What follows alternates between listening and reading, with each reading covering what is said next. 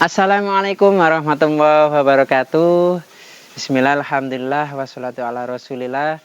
Rabbi syrahli sodri wa yassirli amri wahlul uqdatam min lisani yafqahu qauli. Amma ba'du. Baik, anak-anak sekalian yang saya banggakan, semoga kalian semua diberikan kesehatan oleh Allah Subhanahu wa taala dan kita semua bisa menjalankan ibadah puasa yang lebih khusyuk lagi.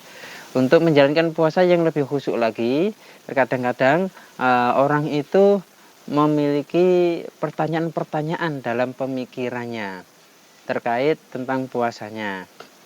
Nah, ini masalah-masalah yang akan saya sampaikan lagi terkait tentang puasanya. Pada saat yang lalu itu saya sudah membahas tentang perkara yang membatalkan puasa. Nah, saat ini saya akan membahas yang bukan merupakan pembatal puasa, sehingga boleh untuk melakukannya. Apa saja itu? Yang pertama, yaitu mengakhirkan mandi hingga terbit fajar atau subuh. Ini bagi orang yang junub atau wanita yang sudah bersih dari haid atau nifasnya. Ketika sebelum subuh, wanita yang haid ini itu sudah berhenti haidnya. Mau mandi besar atau mandi haid itu sudah masuk waktu subuh.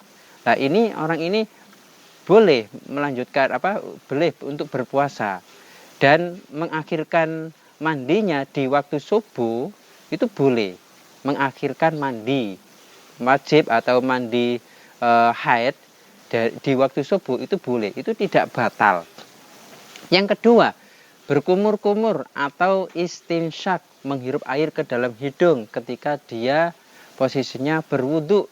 Nah, berkumur ketika dia berwudu itu boleh, itu bukan batal. Tetapi ingat, ketika kalian berkumur, sisanya jangan ditelan.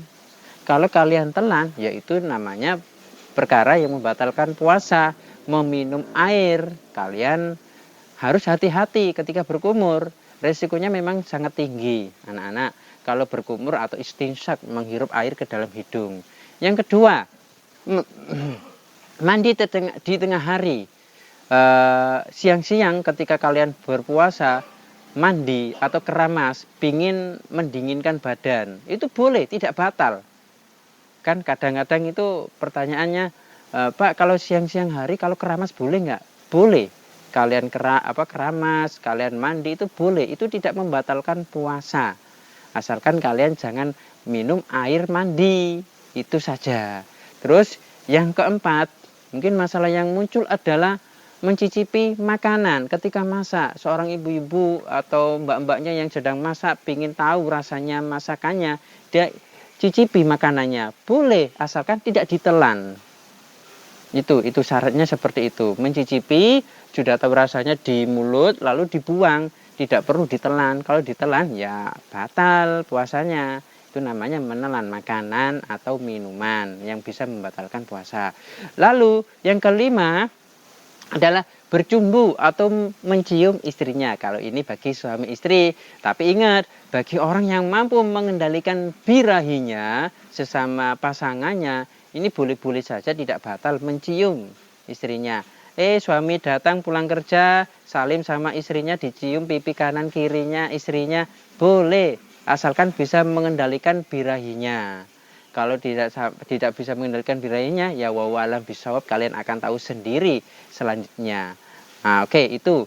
Terus yang keenam adalah memakai parfum atau wangi-wangian ketika puasa, itu boleh. Itu tidak membatalkan puasa. Ya.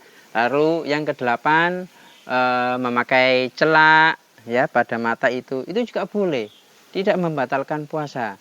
Bagi yang suka hobinya memakai celak, monggo, baik laki-laki ataupun perempuan. Laki-laki boleh kok memakai celak. Itu kalau dilakukan pada saat puasa tidak membatalkan. Itu tidak membatalkan puasa.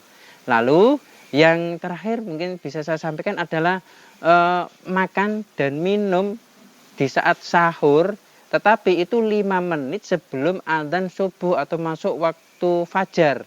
Maka itu boleh. Biasanya kalau umumnya namanya waktu imsak. Imsak datang, tapi ada yang baru bangun, baru makan dan minum sahur, itu boleh. itu tidak membatalkan puasa, itu masih boleh, ada kesempatan. Silakan dilanjutkan saja untuk makannya, untuk minumnya. Baru kalau sudah masuk waktu fajar, masuk subuh, berhentilah. Kalau sudah masuk waktu subuh, kok ternyata masih ada sisa makan di dalam mulutnya belum tertelan, maka jangan dilanjutkan menelannya, harus dibuang.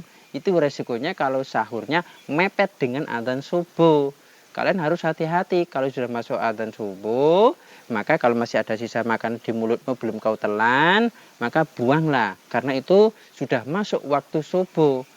Ya, jadi itu harus hati-hati waktu makan sahur di 5 menit sebelum adzan subuh atau di waktu imsak. Kalian harus hati-hati. Baik anak-anak, mungkin itu saja masalah-masalah yang bisa saya sampaikan. Mungkin banyak sekali masalah-masalah yang muncul di benak kalian. Boleh kalian bisa bahas atau tanyakan di luar majelis ini. Sekian mungkin itu saja yang bisa saya sampaikan. Saya akhiri. Sebelum saya akhiri, wallahu a'lam bishawab. Assalamualaikum warahmatullahi wabarakatuh.